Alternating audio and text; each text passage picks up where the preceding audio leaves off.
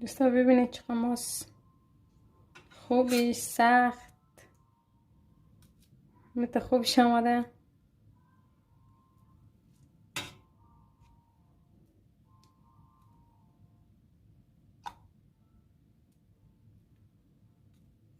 همه دوستای عزیز ببینید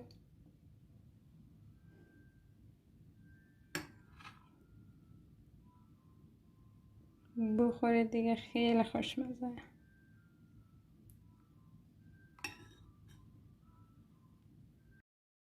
سلام دوستا، امید هر جای دنیا که هستید جور خوش و آرام باشید. دوستای عزیز، من امروز میخواستم یک ماس مایه کنم. برای ماس مایه کردن ما چی لازم داریم که ماس هسته، 2 قطعه شیر هسته که من همیشه 2 قطعه شیر را مایه منم و شیری که 3% روغن داشته باشه خیلی خوبش میه، ماسش خوبش میه، خوشمزه میه. و شما هم کوشش کنین که همیشه ماسی 3% روغن داره بگیرین، خیلی ماش خوشمزه میه. و این هم که هسته ماس هسته که من قد از این مایه منم، همیشه از این استفاده منم ده شیر خود.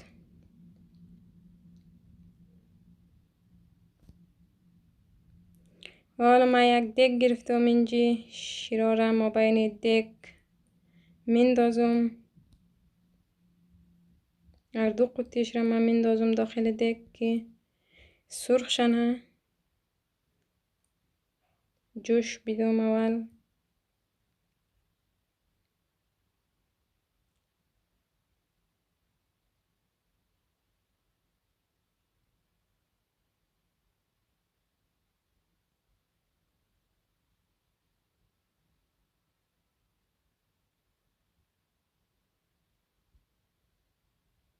و دوستا من شیر انداختم، حالا سرش بردنم بذارم که جوش بیان.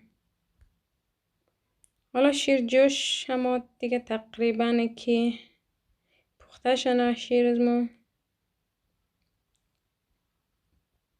این شیر باید خوب بال بیان جوش کنه و بعدا سرش لوش میلیم تا شیر یخ شنه. این شیر خوب بالا ما دوستا ببینید شیر باید خوب جوش بیان، خوب پخته شنه. انا حالا من شیر خوب پخته شد، شیر را تا کدم تا یخ شنه. دوستا شیر یخ شده، حالا دیسک بگیرین. اگر دیستتان نسوخت وقتی مایه کردنش هسته که باید مایه کنین.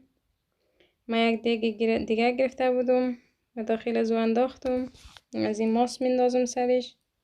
من 5 قاشق ماست 2 قطعه شیر اضافه منم میندازم.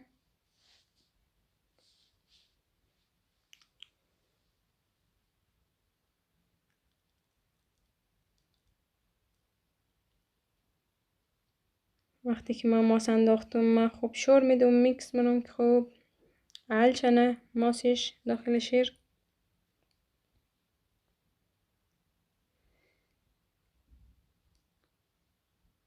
ببین خوب شور بدین حل شنه. حالا دیگه من سرش اینجا میذارم پود منم. یک تیکه دبلک بگیرین، تیکه نازک نندازین، تیکه دبلتر باشه. حالا من سرش پود میکنم تا صبح صبح دیگه میذارم باشه اینجا تا فردا باز بخیر ببینم که چی رقم شده. دوستای عزیز، ما حالا شیر رو واز کردم ببینیم که چی رقم مایه شده.